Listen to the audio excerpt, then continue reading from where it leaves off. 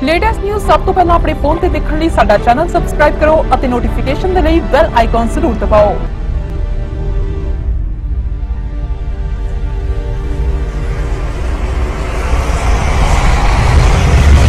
सत श्री अकाल जी।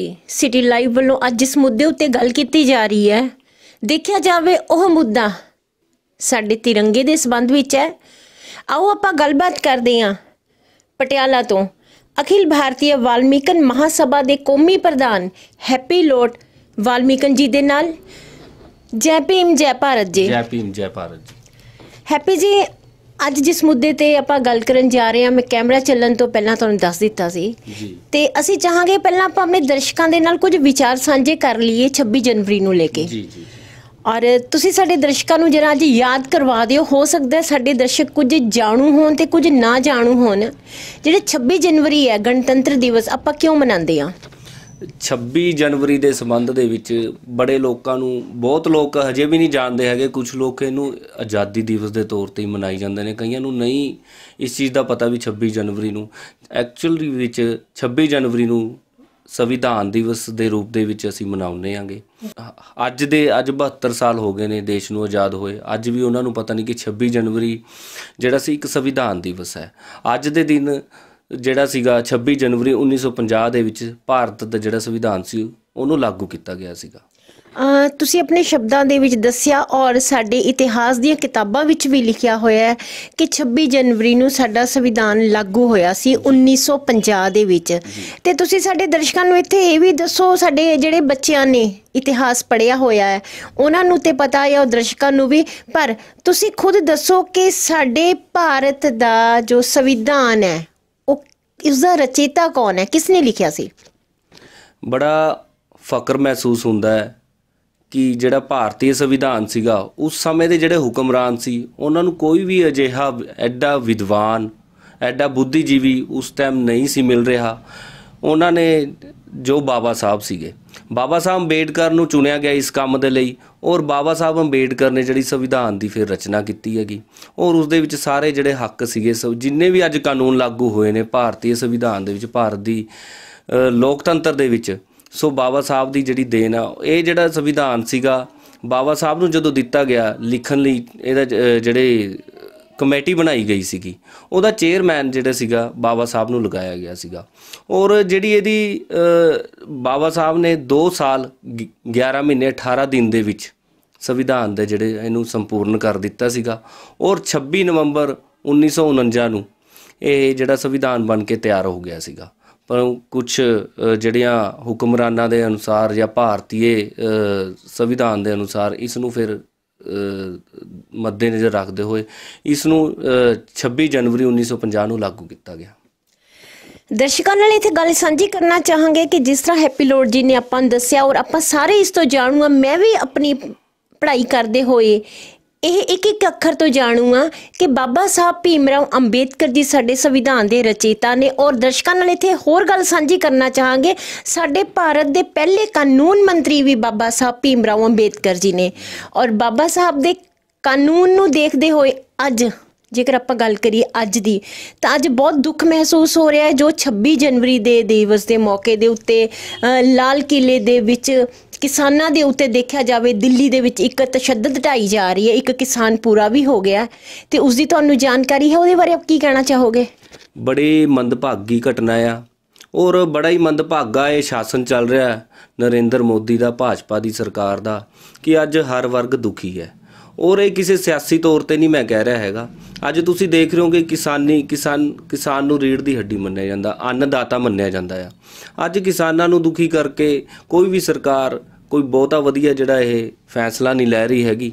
और जिहड़ा अज संविधान दिवस आ, अज नरेंद्र मोदी उत्थे तिरंगा भी लहरा रहे ने, सब कुछ कर रहे नेगे, पर मैं कहना भी ये सारा व्यर्थ है।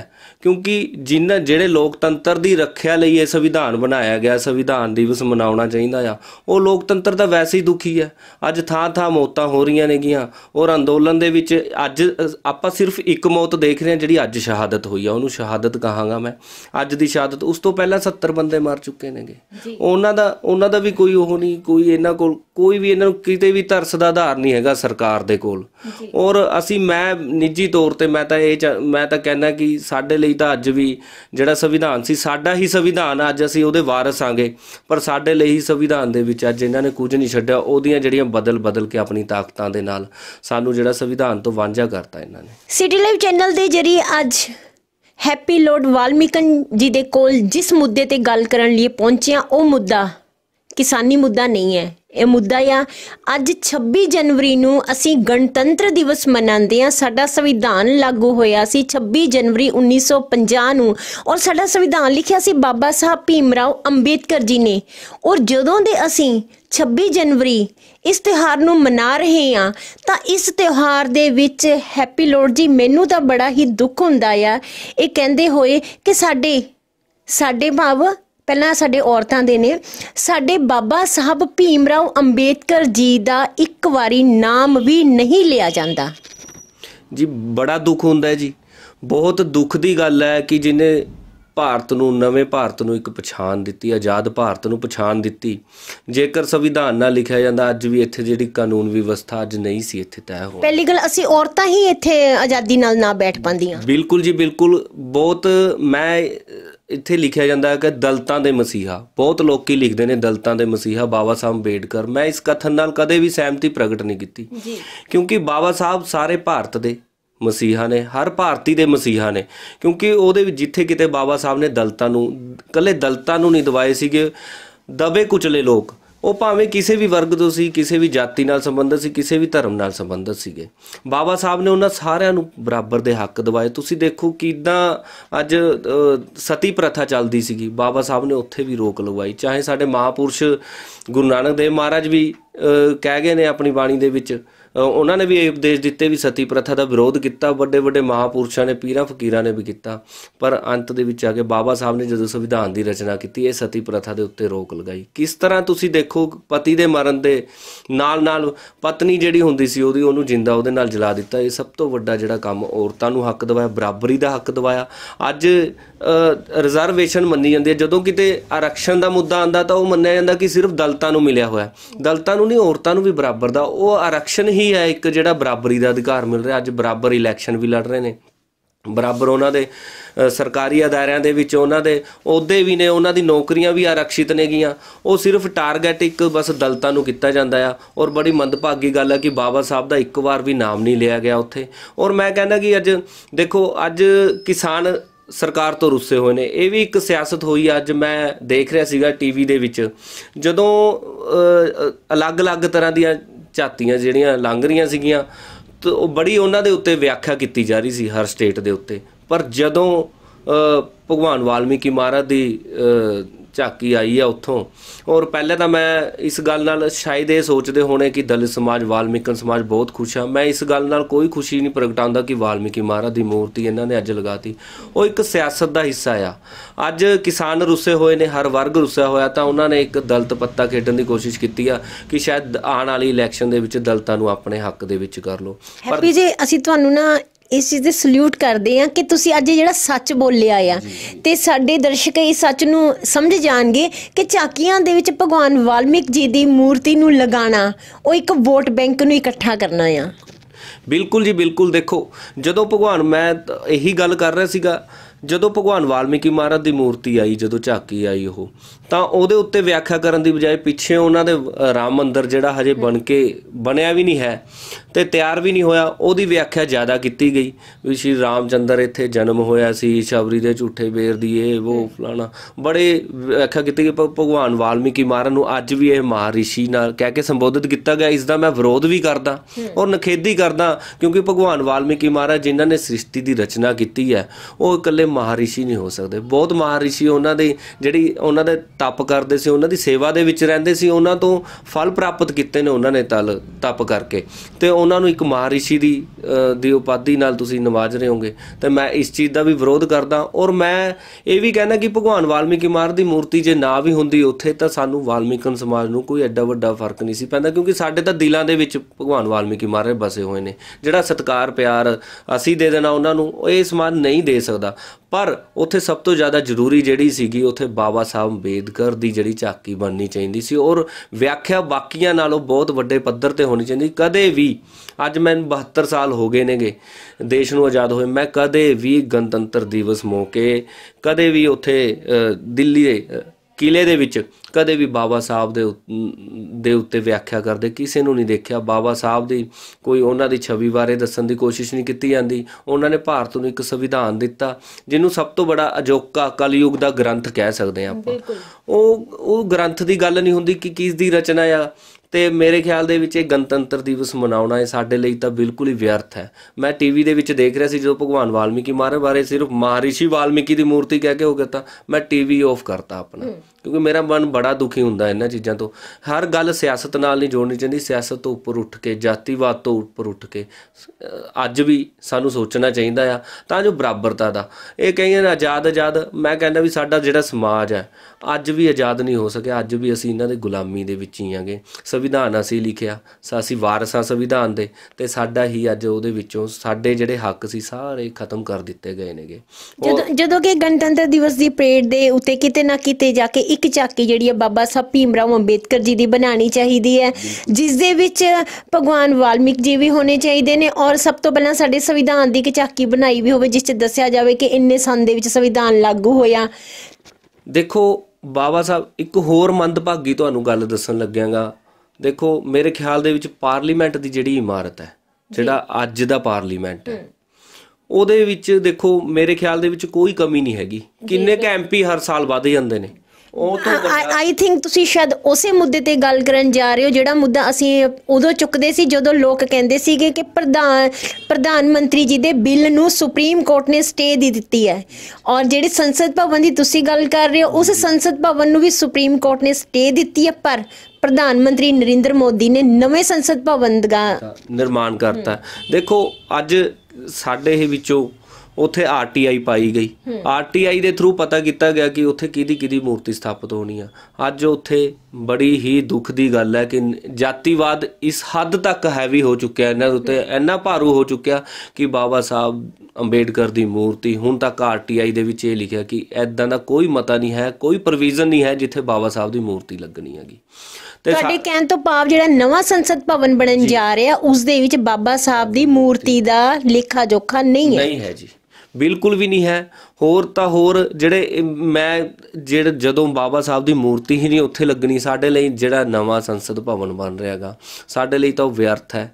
ਸਾਡੇ ਵੱਲੋਂ ਕੋਈ ਮਾਨਤਾ ਨਹੀਂ ਹੈ, ਕੋਈ ਉਹਦੇ ਲਈ ਸਨਮਾਨ ਨਹੀਂ ਹੈਗਾ। ਸਾਡੇ ਲਈ ਸਨਮਾਨ ਉੱਥੇ ਹੋਊਗਾ ਜਿੱਥੇ ਸਾਡੇ ਮਹਾਂਪੁਰਸ਼ਾਂ ਨੂੰ, ਸਾਡੇ ਵਿਦਵਾਨਾਂ ਨੂੰ ਪੂਜਿਆ ਜਾਏਗਾ, ਉਹਨਾਂ ਦਾ ਸਤਿਕਾਰ ਕੀਤਾ ਜਾਏਗਾ। ਉਸ ਚੀਜ਼ ਨੂੰ ਹੀ ਅਸੀਂ, ਉਸ ਸਥਾਨ ਨੂੰ ਹੀ ਅਸੀਂ ਮਾਨਤਾ ਦੇਵਾਂਗੇ। ਅਦਰਵਾਈਜ਼ ਸਾਡੀ ਨਿਗਾਹ ਦੇ ਵਿੱਚ ਸਾਰਾ ਕੁਝ ਵਿਅਰਥ ਹੈ। ਹੈਪੀ ਵਾਲਮੀਕਨ ਜੀ, ਇੱਕ ਸਵਾਲ ਤੁਹਾਡੇ ਨਾਲ ਹੋਰ ਕਰਦੇ ਹਾਂ। ਦੇਖੋ, ਜੇਕਰ ਆਪਾਂ ਕਿਸਾਨੀ ਮੁੱਦੇ ਦੀ ਗੱਲ ਕਰੀਏ ਤਾਂ ਜਿਹੜਾ ਜੱਟ ਭਾਈਚਾਰਾ ਆ ਉਹ ਤਾਂ ਆਲਮੋਸਟ ਆਪਣੇ ਖੇਤਾਂ ਦੇ ਵਿੱਚ ਗੇੜੀ ਲਗਾਉਣ ਹੀ ਜਾਂਦਾ ਆ, ਜਾਂ ਦੇਖੇਗਾ ਵੀ ਹਾਂ ਉਹਦਾ ਮਜ਼ਦੂਰ ਕੰਮ ਕਰ ਰਿਹਾ ਕਿ ਨਹੀਂ ਕਰ ਰਿਹਾ। ਪਰ ਜੇਕਰ ਪ੍ਰਧਾਨ ਮੰਤਰੀ ਨਰਿੰਦਰ ਮੋਦੀ ਜੀ ਆਪਣਾ ਬਿੱਲ ਲਾਗੂ ਕਰਦੇ ਨੇ ਤੇ ਉਹ ਸਾਰਾ ਕੁਝ ਉਸੇ ਸਿਸਟਮ ਨਾਲ ਚੱਲਦਾ ਆ, ਤਾਂ ਤੁਹਾਡੀ ਸੋਚ ਦੇ ਹਿਸਾਬ ਨਾਲ ਉਸ ਮਜ਼ਦੂਰ ਦੇ ਉੱਤੇ ਅਸਰ ਹੋਏਗਾ ਜਾਂ ਜੱਟ ਤੇ ਅਸਰ ਹੋਏਗਾ? ਨਹੀਂ, ਹਮੇਸ਼ਾ ਨਿਚਲਾ ਜਿਹੜਾ ਹੇਠਲਾ ਪੱਧਰ ਹੁੰਦਾ ਉਹੀ ਮਰਦਾ ਆਇਆ ਹੈਗਾ। ਜਿੰਨੀ ਜੱਟ ਨੂੰ ਇਨਕਮ ਹੋਣੀ ਆ ਉਹਦੇ ਹਿਸਾਬ ਨਾਲ ਉਹਨੇ ਦਿਹਾੜੀ ਦੇਣੀ ਹੈਗੀ, ਔਰ ਜਿਹੜਾ ਦਿਹਾੜੀਦਾਰ ਬੰਦਾ ਘੱਟ ਦਿੱਤੇ ਤਾਂ ਵੱਧ ਦਿੱਤੇ, ਉਹਨੂੰ ਤਾਂ ਰੋਜ਼ ਦੀ ਰੋਟੀ ਦੇ ਲਈ ਉਹਨੂੰ ਪੈਸੇ ਚਾਹੀਦੇ ਨੇਗੇ। ਔਰ ਅੱਜ ਤੁਸੀਂ ਦੇਖੋ, ਅੱਜ ਸਭ ਤੋਂ ਵੱਧ ਦਲਿਤ ਸਮਾਜ, ਮਜ਼੍ਹਬੀ ਸਮਾਜ, ਵੈਸੇ ਤਾਂ ਸਾਡੇ ਤੇ ਲੋਕਡਾਊਨ ਦੌਰਾਨ ਮੈਂ ਕਿਸਾਨ ਭਾਈਚਾਰੇ ਨੂੰ ਵਿਸ਼ੇਸ਼ ਤੌਰ ਤੇ ਕਹਿਣਾ ਚਾਹੁੰਦਾ ਕਿ ਬੜੇ ਵੱਡੇ ਪੱਧਰ ਤੇ ਸਾਡੇ ਤੇ ਤਸੀਹੇ ਢਾਏ ਗਏ ਉਸ ਟਾਈਮ ਲੋਕਡਾਊਨ ਦੌਰਾਨ। ਸਾਡੇ ਜਿਹੜੇ ਸੀਰੀ ਨੇਗੇ ਕੰਮ ਕਰਦੇ ਨੇ ਖੇਤਾਂ ਦੇ ਵਿੱਚ, ਇਹਨਾਂ ਦੀ ਸੇਵਾ ਦੇ ਵਿੱਚ ਹਾਜ਼ਰ ਰਹਿੰਦੇ ਨੇ, ਔਰ ਉਹਨਾਂ ਦੀ ਜਿਹੜੀ ਇਨਕਮ ਹੈ, ਜਿਹੜੀ ਉਹਨਾਂ ਨੂੰ ਦਿਹਾੜੀ ਮਿਲਦੀ ਹੈਗੀ, ਉਹ ਤੋਂ ਵੱਧ ਕੇ ਉਹ ਤੋਂ ਸੇਵਾਵਾਂ ਲੈਂਦੇ ਨੇਗੇ। ਉਹਨਾਂ ਦੇ ਉੱਤੇ ਇੰਨੇ ਤਸੀਹੇ ਢਾਏ ਗਏ ਲੋਕਡਾਊਨ ਦੌਰਾਨ, ਇਹ ਕਹਿ ਕੇ ਇਹ ਇੱਕ ਤਾਨਾਸ਼ਾਹੀ ਫਰਮਾਨ ਜਾਰੀ ਕੀਤਾ ਗਿਆ ਕਿ ਇਹਨਾਂ ਨੂੰ 200 ਜਾਂ 250 ਤੋਂ ਉੱਤੇ ਇਹਨਾਂ ਨੂੰ ਨੂੰ ਜਿਹੜੀ ਦਿਹਾੜੀ ਨਹੀਂ ਦਿੱਤੀ ਜਾਵੇਗੀ। ਔਰ ਬੜਾ ਮਨ ਦੁਖੀ ਹੋਇਆ। ਅੱਜ ਉਹੀ ਮਜ਼੍ਹਬੀ, ਉਹੀ ਸੀਰੀ, ਉਹੀ ਵਾਲਮੀਕਨ ਸਮਾਜ, ਉਹੀ ਦਲਿਤ ਸਮਾਜ ਅੱਜ ਉਹਨਾਂ ਦੇ ਨਾਲ ਮੋਢਾ ਜੋੜ ਕੇ ਖੜਾ ਆ। ਔਰ ਜਿਹੜੀ ਅੱਜ ਵੀ ਉੱਥੇ ਜਿਹੜੀ ਸੇਵਾਵਾਂ ਇੱਥੇ ਨਿਭਾਉਂਦੇ ਸੀ ਇਹਨਾਂ ਦੀ ਸੇਵਾ ਦੇ ਵਿੱਚ ਅੱਜ ਵੀ ਉੱਥੇ ਇਹੀ ਸੇਵਾਵਾਂ ਨਿਭਾ ਰਹੇ ਨੇ। ਸੋ ਮੇਰੀ ਇਹ ਵੀ ਬੇਨਤੀ ਹੈ ਕਿ ਜਦੋਂ ਤੁਸੀਂ ਕਿਸੇ ਤੋਂ ਆਪਣੇ ਲਈ ਜਿਹੋ ਜਿਹੀ ਉਮੀਦ ਰੱਖਦੇ ਹੋਗੇ ਤੁਸੀਂ ਵੀ ਉਹਦੇ ਲਈ ਉਹੋ ਜਿਹਾ ਹੀ ਜਿਹੜਾ ਬਣ ਕੇ ਦਿਖਾਓ ਹਮੇਸ਼ਾ। ਉਹ ਸੀਰੀ ਭਾਈਚਾਰਾ ਜਿਹੜਾ ਹੈਗਾ ਆ ਉਹ ਤੁਹਾਡੇ ਤੋਂ ਬਹੁਤ ਉਮੀਦਾਂ ਰੱਖਦਾ ਆ।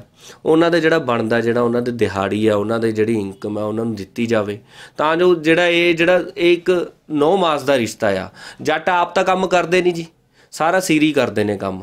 ਜੱਟ ਤਾਂ ਉਹੀ ਤੁਹਾਡੇ ਕਹਿਣ 'ਚ ਆ ਗਿਆ ਵੀ ਗੇੜਾ ਮਾਰ ਕੇ ਚਲੇ ਜਾਂਦੇ ਨੇ। ਅੱਜ ਉੱਥੇ ਰੋ ਰਹੇ ਨੇ ਤਾਂ ਸੀਰੀ ਵੀ ਨਾਲ ਰੋ ਰਹੇ ਨੇ। ਸਭ ਤੋਂ ਵੱਧ ਜਿਹੜੀ ਮਾਤਰਾ ਤੁਸੀਂ ਕੀ ਸੋਚਦੇ ਹੋ? ਕੋਈ ਇਹ ਤਾਂ ਇੱਕ ਅੱਜ ਟਰੈਕਟਰਾਂ 'ਤੇ ਚੜ੍ਹੀ ਜਾ ਰਹੇ ਨੇਗੇ, ਇਹ ਹੋ ਸਕਦਾ ਜੱਟਵਾਦ ਹੋਵੇ, ਪਰ ਜਿਹੜੇ ਅੱਜ ਸੜਕਾਂ 'ਤੇ ਰੁਲ ਰਹੇ ਨੇ ਉਹ ਸੀਰੀ ਨੇ। ਉੱਥੇ ਅਸਲੀ ਅੰਦੋਲਨ ਜਿਹੜਾ ਸਾਂਭਿਆ ਹੋਏਗਾ ਉਹ ਤਾਂ ਸੀਰੀਆਂ ਨੇ ਸਾਂਭਿਆ ਹੋਏਗਾ, ਕਿਸਾਨਾਂ ਦਾ। ਔਰ ਜੇਕਰ ਆਪਾਂ ਗੱਲ ਕਰੀਏ ਅੱਜ ਦੀ, ਤਾਂ ਬਾਬਾ ਸਾਹਿਬ ਭੀਮ ਰਾਓ ਅੰਬੇਦਕਰ ਜੀ ਦੇ ਸੰਵਿਧਾਨ ਦੇ ਵਿੱਚ ਜਿਸ ਤਰ੍ਹਾਂ ਦਲਿਤਾਂ ਨੂੰ ਉੱਪਰ ਚੁੱਕਿਆ ਗਿਆ ਹੈ, ਅੱਜ ਜਿਸ ਹਿਸਾਬ ਨਾਲ ਬੀਜੇਪੀ ਸਰਕਾਰ ਧੱਕਾ ਕਰ ਰਹੀ ਹੈ ਤਾਂ ਕਿਤੇ ਨਾ ਕਿਤੇ ਜਾ ਕੇ ਉਹ ਪੰਜਾਬ ਨੂੰ ਇੱਕ ਦਲਿਤ ਰੂਪ ਹੀ ਦੇਣਾ ਚਾਹ ਰਹੀ ਹੈ। ਔਰ ਜੇਕਰ ਦੇਖਿਆ ਜਾਵੇ ਤਾਂ ਬਾਬਾ ਸਾਹਿਬ ਦੇ ਕਾਨੂੰਨਾਂ ਦੀ ਜੇਕਰ ਆਪਾਂ ਗੱਲ ਕਰੀਏ, ਇੱਕ ਤਰ੍ਹਾਂ ਦੀਆਂ ਧੱਜੀਆਂ ਉਡਾ ਰਹੀ ਹੈ ਬੀਜੇਪੀ ਸਰਕਾਰ। ਜੇਕਰ ਨਵੇਂ ਸੰਸਦ ਭਵਨ ਦੇ ਵਿੱਚ ਬਾਬਾ ਸਾਹਿਬ ਦਾ ਕੋਈ ਲੇਖਾ ਜੋਖਾ ਨਹੀਂ ਹੈ। ਇਸ ਸਬੰਧ ਵਿੱਚ ਤੁਹਾਡਾ ਜਿਹੜਾ ਵਾਲਮੀਕਨ ਸਮਾਜ ਹੈ ਉਹ ਇਕਜੁੱਟ ਕਿਉਂ ਨਹੀਂ ਹੋ ਰਿਹਾ? ਜੇਕਰ ਦੇਖਿਆ ਜਾਵੇ ਤਾਂ ਵਾਲਮੀਕਨ ਬਹੁਤ ਸੰਗਠਨ ਬਣੇ ਹੋਏ ਨੇ, ਕੋਈ ਇੱਕ ਸੰਗਠਨ ਬਣ ਕੇ ਇੱਕ ਝੰਡੇ ਥੱਲੇ ਕਿਉਂ ਨਹੀਂ ਹੁੰਦੇ? ਨਹੀਂ ਦੇਖੋ, ਕੋਈ ਵੀ ਸਮਾਜ ਦੀ ਗੱਲ ਕਰ ਲਓ, ਅੱਜ ਚਾਹੇ ਕਿਸਾਨ ਜਥੇਬੰਦੀਆਂ ਨੇਗੀਆਂ, ਕਿਤੇ ਨਾ ਕਿਤੇ ਮੈਂ ਸਮਝਦਾ ਵੀ ਇੱਕ ਮਤ ਨਾ ਹੋਣ ਕਾਰਨ ਥੋੜ੍ਹੇ ਜਿਹੇ ਕਮਜ਼ੋਰ ਪੈ ਰਹੇ ਨੇ ਇਹਨਾਂ ਦਾ ਅੰਦੋਲਨ। ਔਰ ਮੈਂ ਇਹ ਵੀ ਮੰਨਦਾ ਕਿ ਇਹਨਾਂ ਦੇ ਜਿਹੜਾ ਅੰਦੋਲਨ ਆ ਬੜਾ ਸਟਰੋਂਗ ਹੈ ਔਰ ਜਿਹੜੀ ਇਹਨਾਂ ਦੀ ਫੰਡਿੰਗ ਹੈ ਉਹ ਵੀ ਬੜੀ ਸਟਰੋਂਗ ਆ। ਹਰ ਤਰ੍ਹਾਂ ਦੀ ਇਹਨਾਂ ਨੂੰ ਜਿਹੜੀ ਸਹੂਲਤਾਂ ਪ੍ਰਦਾਨ ਹੋ ਰਹੀਆਂ ਨੇ। ਹਰ ਜਿਹੜਾ ਅੰਦੋਲਨ ਕੋਈ ਫੇਲ ਹੁੰਦਾ ਆ ਉਹਦੇ ਵਿੱਚ ਆਪਸੀ ਜਿਹੜੀ ਇੱਕਮਤ ਨਾ ਹੋਣਾ ਇਹ ਸਭ ਤੋਂ ਵੱਡੀ ਕਮਜ਼ੋਰੀ ਹੁੰਦੀ ਹੈ। ਵਾਲਮੀਕਨ ਸਮਾਜ, ਮੈਂ ਤੁਸੀਂ ਦੇਖਿਆ ਹੋਣਾ ਹਾਥਰਸ ਦੇ ਵਿੱਚ ਇੱਕ ਜਿਹੜਾ ਹਾਦਸਾ ਹੋਇਆ ਸੀਗਾ ਮਨੀਸ਼ਾ ਵਾਲਮੀਕਨ ਨਾਂ ਦੀ ਕੁੜੀ ਨਾਲ, ਉਸ ਸਮੇਂ ਵੀ ਮੈਂ ਸਾਰਿਆਂ ਨੂੰ ਅਪੀਲ ਕੀਤੀ ਸੀ ਵਾਲਮੀਕਨ ਸਮਾਜ ਨੂੰ ਕਿ ਦੇਖੋ ਜਿਹੜੇ ਵੀ ਬੀਜੇਪੀ ਦੇ ਵਿੱਚ ਜਿੱਥੇ ਕਿਤੇ ਵੀ ਤੂੰ ਕੋਈ ਵਾਲਮੀਕਨ ਸਮਾਜ ਦਾ ਬੰਦਾ ਕੰਮ ਕਰ ਰਿਹਾ ਉਹ ਬੀਜੇਪੀ ਤੋਂ ਨਾਲ ਦੀ ਨਾਲ ਅਸਤੀਫਾ ਦੇ ਦੇ। ਕਿਉਂਕਿ ਅੱਜ ਕਿਸਾਨ ਜਿਹੜੇ ਬਹੁਤ ਵੱਡੇ ਪੱਧਰ ਦੇ ਉੱਤੇ ਜਿਹੜੇ ਫਾਈਨੈਂਸ਼ਲੀ ਬਹੁਤ ਜ਼ਿਆਦਾ ਸਟਰੋਂਗ ਨੇਗੇ, ਜਦੋਂ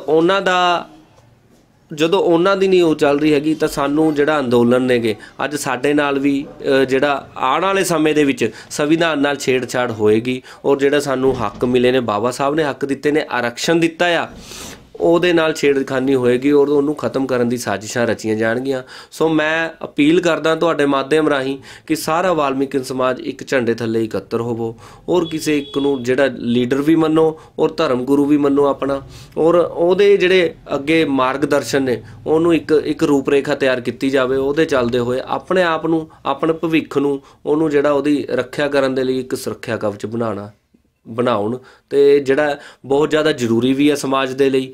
ਔਰ ਜੇਕਰ ਅਜਿਹਾ ਨਹੀਂ ਕਰਦੇ, ਅਸੀਂ ਅੱਜ ਵੀ ਦੇਖ ਕੇ ਵੀ ਅਸੀਂ ਅਣਗੌਲਿਆਂ ਕਰ ਰਹੇ ਹਾਂਗੇ, ਤਾਂ ਫਿਰ ਜੋ ਅੱਜ ਕਿਸਾਨਾਂ ਦਾ ਹਾਲ ਹੋ ਰਿਹਾ ਆਉਣ ਵਾਲੇ ਸਮੇਂ ਦੇ ਵਿੱਚ ਦਲਿਤਾਂ ਦਾ ਇਹਨਾਂ ਤੋਂ ਵੀ ਵੱਡਾ ਬੁਰਾ ਹਾਲ ਹੋਏਗਾ। ਤੁਸੀਂ ਆਪਣੇ ਸ਼ਬਦਾਂ ਦੇ ਵਿੱਚ ਦੇਖਿਆ, ਤੁਸੀਂ ਆਪਣੇ ਸ਼ਬਦਾਂ ਦੇ ਵਿੱਚ ਕਿਹਾ ਕਿ ਦੇਖ ਕੇ ਵੀ ਅਣਦੇਖਿਆ ਕਰ ਰਹੇ ਹਾਂ। ਤੇ ਬਾਬਾ ਸਾਹਿਬ ਭੀਮ ਰਾਓ ਅੰਬੇਦਕਰ ਜੀ ਜੋ ਸਾਡੇ ਸੰਵਿਧਾਨ ਦੇ ਰਚੇਤਾ ਨੇ, ਉਹਨਾਂ ਦਾ ਹੁਣ ਤੱਕ 26 ਜਨਵਰੀ ਦੇ ਮੌਕੇ 'ਤੇ ਕਦੇ ਵੀ ਉਹਨਾਂ ਦਾ ਨਾਮ ਸਾਹਮਣੇ ਨਹੀਂ ਆਉਂਦਾ। ਪਰ 2022 ਦੀ ਜੇਕਰ ਆਪਾਂ ਗੱਲ ਕਰੀਏ ਤਾਂ ਆਉਣ ਵਾਲੇ ਸਮੇਂ ਦੇ ਵਿੱਚ, ਕਿਉਂਕਿ ਹੁਣ 2021 ਦੀ 26 ਜਨਵਰੀ ਗਈ ਔਰ 2022 'ਚ ਜਦੋਂ 26 ਜਨਵਰੀ ਆਵੇ ਤਾਂ ਆਪਾਂ ਦਿੱਲੀ ਦੀ ਗੱਲ ਨਹੀਂ ਕਰਦੇ, ਆਪਾਂ ਆਪਣੇ ਪੰਜਾਬ ਤੋਂ ਸ਼ੁਰੂਆਤ ਕਰਦੇ ਹਾਂ। ਤਾਂ ਤੁਸੀਂ ਪੰਜਾਬ ਸਰਕਾਰ ਤੋਂ ਕੀ ਉਹਨਾਂ ਨੂੰ ਅਪੀਲ ਕਰੋਗੇ ਕਿ ਬਾਬਾ ਸਾਹਿਬ ਭੀਮ ਰਾਓ ਅੰਬੇਦਕਰ ਜੀ ਦੇ ਨਾਮ ਤੋਂ ਹੀ ਸਾਡਾ ਗਣਤੰਤਰ ਦਿਵਸ ਹੈ ਜਿਹੜਾ ਸ਼ੁਰੂ ਹੋਵੇ? ਨਹੀਂ, ਮੈਂ ਇਕੱਲੀ ਪੰਜਾਬ ਸਰਕਾਰ ਤੋਂ ਤਾਂ ਆਪਾਂ ਆਪਣੇ ਘਰ ਤੋਂ ਸ਼ੁਰੂ ਕਰੀਏ ਤਾਂ ਨੈਚੁਰਲੀ ਹੈ ਨਾ। ਉਸ ਤੋਂ ਪਹਿਲਾਂ ਤਾਂ ਫਿਰ ਮੈਂ ਵਾਲਮੀਕਨ ਸਮਾਜ ਨੂੰ ਕਹਾਂਗਾ ਜੀ ਹਾਂ, ਉਹ ਸੁਨੇਹਾ ਦਿਓ ਵੀ ਸਾਡੇ ਬਾਬਾ ਸਾਹਿਬ ਸਾਡੇ, ਇਸ ਲਈ ਅਸੀਂ 2 ਇੱਥੇ ਫੀਮੇਲ ਬੈਠੀਆਂ ਤੇ ਇਹ ਗੱਲ इसलिए कही जाती है क्योंकि ऐसी भाईचारा हमेशा ही कहता है कि बाबा साहब साडे ने, पर जेकर बाबा साहब भीमराव अंबेडकर जी ना हुंदे तां अज अनु शर्मा दे हत्थ विच आईडी नहीं होनी सी और भाभी जी इस समय तुहाडे नाल नहीं सी बैठे होने। ते असीं ये चाहांगे साडे चैनल दे जरिए तुसीं बाबा साहब भीमराव अंबेडकर जी गणतंत्र दिवस दे मौके ते साडे नाल इस मौके ते होण, उहदे लई अपील करो। ਤੁਸੀਂ ਬਹੁਤ ਵਧੀਆ।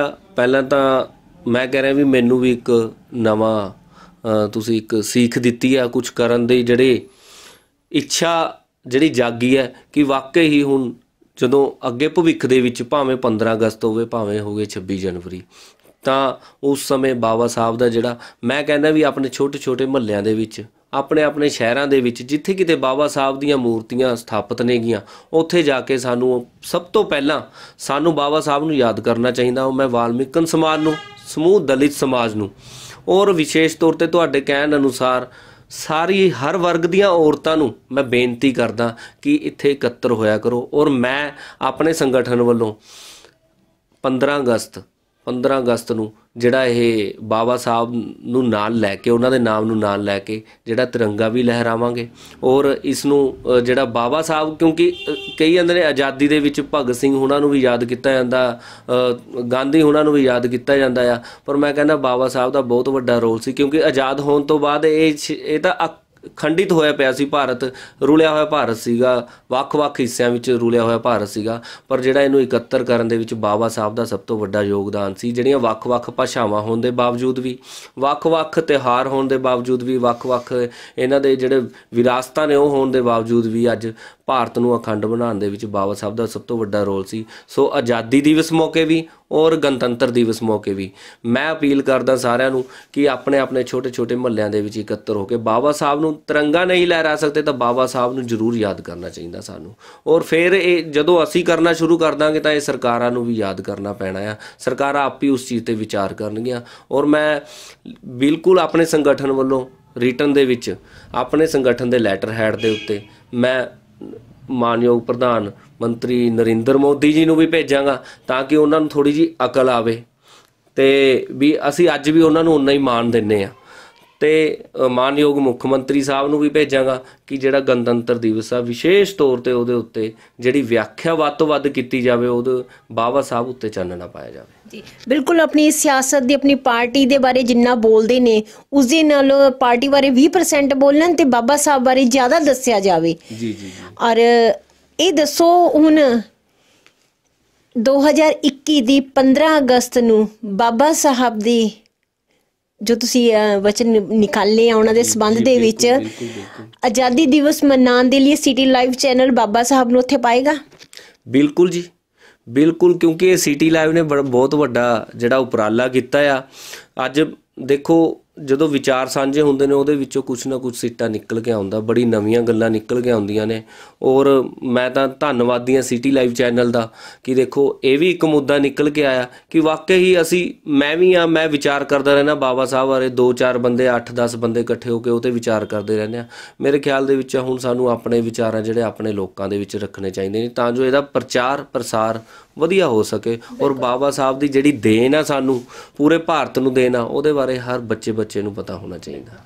सिटी लाइव चैनल के जरिए दर्शकों के विच जो मेरिया भैणां ने उन्होंने मैं भी एक बेनती करना चाहांगी कि भावें आपां किसी भी जात तो बिलोंग करदी हां, पर अपनी जात है सब तो पहला कि असीं बाबा साहब भीमराव अंबेडकर जी दियां पोतियां, क्योंकि बाबा साहब के कारण ही अज आपां सिर दे उपरों दुपट्टा मोढे ते रख के बाजारां दे विच तुरदियां और अपने कामकाज सांभ रहीआं। आओ आपां सारे एकजुट होइए कि साडे संविधान रचेता बाबा भीमराव अंबेडकर जी नूं जदों भी भारत दे त्योहार भाव 26 जनवरी या 15 अगस्त मनाई जाए तो उन्होंने सब तो पहला याद किया जाए। और नवे बन रहे संसद भवन दे विच बाबा साहब भीमराव अंबेडकर साहब सानू हर हालत में चाहिए ने। आने वाले समय में देखते हैं कि बाबा साहब भीमराव अंबेडकर जी नूं लैके साडी यह लहर और साडी यह सेवा कित्थे तक अपना असर दिखाती है। सिटी लाइव तो मैं अनु शर्मा।